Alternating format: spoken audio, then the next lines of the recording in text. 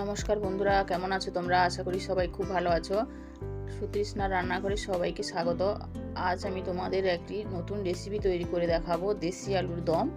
এই আলুটাকে আমরা দেশি আলু বলি, খেতেও দারুণ লাগে রেসিপিটি। প্রথমে এখানে আলুগুলো খোসা সমেত সেদ্ধ করে নেব প্রেসার কুকারে। নুন দিলাম যাতে আলুটা ভালো করে ছাড়ানো হয় এবং সেদ্ধও ভালোভাবে হয়ে যায়।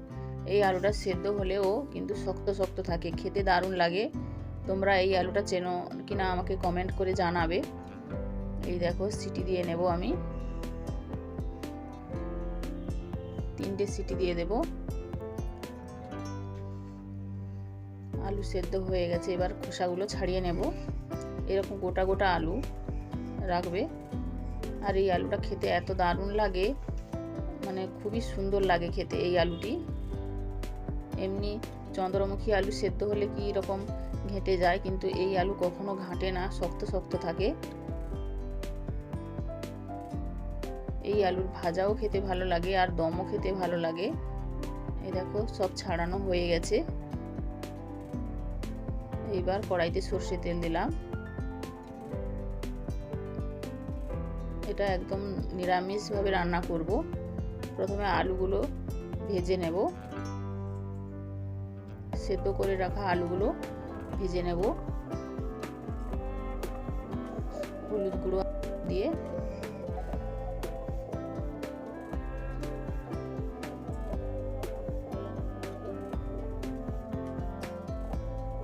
ভাজা হয়ে গেছে, এবার তুলে নেব।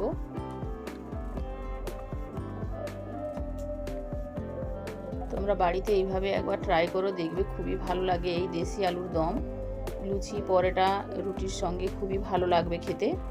একদম নিরামিষভাবেই বানাচ্ছি এটি। প্রথমে কালো জিরে দিলাম,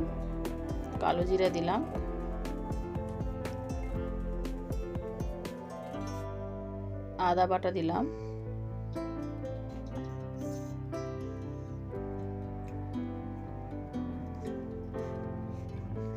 শুকনো লঙ্কা বাটা দিলাম,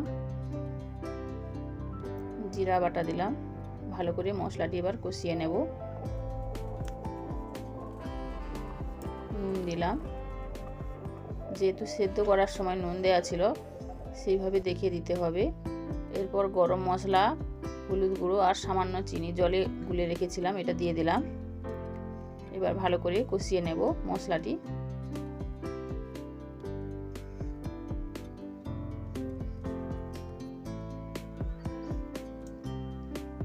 দেখো কি সুন্দর কষানো হয়ে এসছে। এবার টমেটো বাটা দিয়ে দিলাম। টমেটোটা ভালো করে কষিয়ে নেব যতক্ষণ না কাঁচা গন্ধটা চলে যায়। এই দেখো, মশলা কষানো হয়ে গেছে। এবার ভেজে রাখা আলুগুলো দিয়ে দিলাম, দেশি আলু।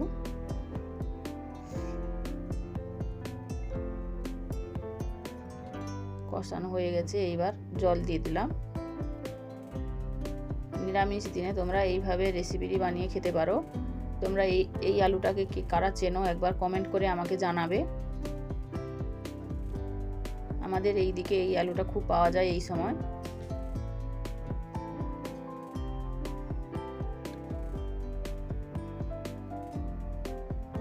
এবার ফুটিয়ে নেব। এই দেখো হয়ে এসেছে। চিনি দিলাম অল্প, হাফ চামচ চিনি দিলাম। যেহেতু নিরামিষ রান্না সেই জন্য অল্প চিনি দিলাম।